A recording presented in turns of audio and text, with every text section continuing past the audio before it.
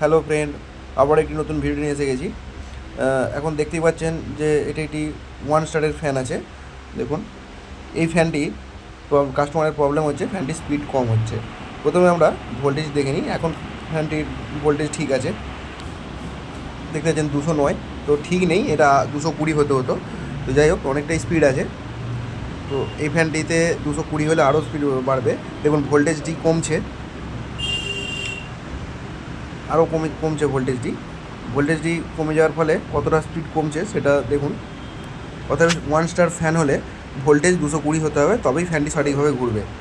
এই ধরনের interesting video দেখতে চাইলে আমাদের চ্যানেলটিকে অবশ্যই সাবস্ক্রাইব করতে হবে এবং পাশের বেল আইকনটি প্রেস করে দেবেন। তাতে করে যখনই আমি ভিডিও কোনো আপলোড করব আপনাদের কাছে সরাসরি পৌঁছে যাবে। দেখুন 198 ভোল্টেজ আছে, তো ফ্যানটি খুবই কম ঘুরছে। এটা কীভাবে করলাম, ওনার বাড়িতে সাবমার্সিবল ছিল, চালাতে বললাম, সেক্ষেত্রে ভোল্টেজটি কমে গেল। দেখুন আবার অফ করতে বলেছি, বন্ধ করেছে, ফ্যানের স্পিডটি বেড়ে যাবে।